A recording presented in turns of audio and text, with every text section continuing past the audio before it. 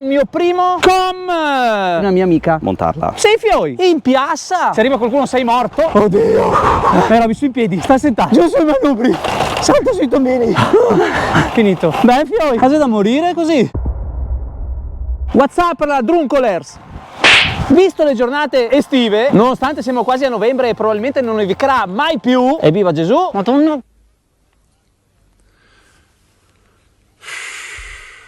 Oggi ho ben deciso di fare una bragottata delle mie, ovvero provare ad ottenere il mio primo com. Sì. Per chi non lo sapesse, i com sono dei segmenti su Strava, l'applicazione più usata dai ciclisti, dove ci si può mettere alla prova sia con te stesso che con gli altri, ottenendo così il miglior tempo in quel determinato percorso. Io sono assolutamente consapevole che non ce la farò mai, però ammetto che considero queste cose una sorta di divertimento. Capirete guardando il video fino alla fine. Ma visto che però devo comunque riscaldarmi per cercare di avere una prestazione decente, pedalando a caso nella regione più bella del mondo che è il Veneto, oggi ho deciso di raccontarvi la storia di quando mi hanno rubato la bici per ben 2 volte. Sei fioi! Chi segue il canale immaginerà che possono avermi rubato bici preziose come la Rave, oppure come la mia Iena Gravel, o perché no la mia vecchia 110 SL, oppure la mountain bike ibrida che uso troppo poco spesso, lo so. E invece no, tra tutte hanno deciso di rubarmi questa. Mi hanno rubato per ben 2 volte questa fantastica olandesina. Ma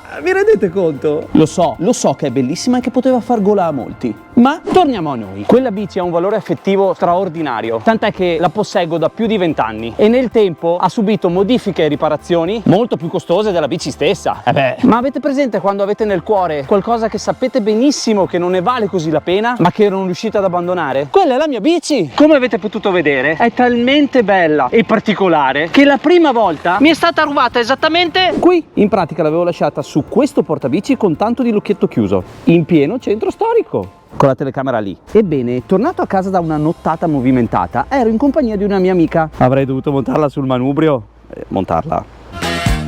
E quando sono tornato per prendere la bicicletta, mi sono ritrovato per terra soltanto il lucchetto spaccato e un sasso usato per romperlo. Ma dico io, in pieno centro storico, in piazza, ma siamo fuori. Eppur sì che Bassano dovrebbe essere anche una cittadina tranquilla. Comunque, visto l'incredibile valore affettivo che possiede quella bici, sono andato dai carabinieri a fare denuncia. Non tanto perché avevo la speranza di ritrovarla subito, ma perché essendo pieno di telecamere, magari potevano farmi vedere i filmati e capire chi l'avesse rubata. Ovviamente, neanche farlo apposta, dopo aver spiegato la tipologia di bici dal poco prezzo e molto banale, mi è stato detto che sarebbe stato impossibile ritrovarla, sentendomi dire pure non richiediamo i filmati per delle cose simili. Parole testuali, e per quando è ora? Però per 6 persone in piazza in assembramento sia? Vabbè, dopo uno mi chiede perché non credo molto nei carabinieri. In ogni caso, da buona carogna quale sono, non mi sono mai arreso e ho continuato a guardarmi in giro e a cercarla ovunque. Passarono settimane d'angoscia, fino a quando arrivò il 76esimo compleanno di mia madre. Dovete sapere che mia madre è una veccetta un po' strana, che oltre a odiare la Rota X in questione, salve, no,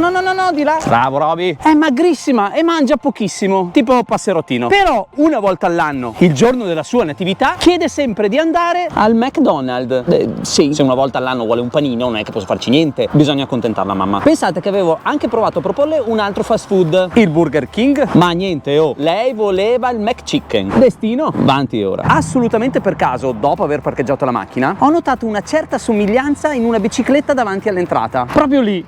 Mi avvicino, la scruto meglio. Era chiusa con un lucchetto gigante e rivedo in lei il parafango mancante, i freni quasi rotti, la sella rovinata, il colore che stava andando via, l'adesivo sul manubrio. E che cazzarola! Ma quella è la mia bici! Sono andato a prendere un lucchetto e l'ho chiusa anche col mio. Mi sono seduto, ho mangiato un panino con mia madre e mia sorella e ho sperato fino all'ultimo che il nuovo proprietario arrivasse a reclamarla. Ho aspettato ore, ma niente, il ladruncolo non è mai tornato. Così non ho resistito, ho chiamato i carabinieri a cui avevo fatto denuncia e in pratica mi sono rubato la bici che mi avevano rubato, con tanto di presenza di carabinieri. Visto che loro non potevano tenere in mano la tenaglia, ho dovuto tranciare io stesso i fili, con mia mamma che applaudiva e che compiva gli anni. È stato un gran gran giorno, e non tanto per il panino del McDonald's che mi è ancora nello stomaco o per la bici ritrovata, ma perché ora ho un nuovo ricordo da associare al compleanno di mia madre e alla mia bici rubata. Ben fioi, giustizia è fatta? Più o meno. Passarono 2 anni meravigliosi in compagnia della mia olandesina a cavallo della pandemia, e proprio quando si poté tornare a visitare gli amici mi recai nel condominio di un mio amico, proprio qui dentro, vicino anche a una banca, ciao, per una cena e una bevuta in compagnia. C'erano pure delle belle tipe. Ma ora, prima di raccontarvi l'incredibile storia di quello che è successo, tentiamo sto com.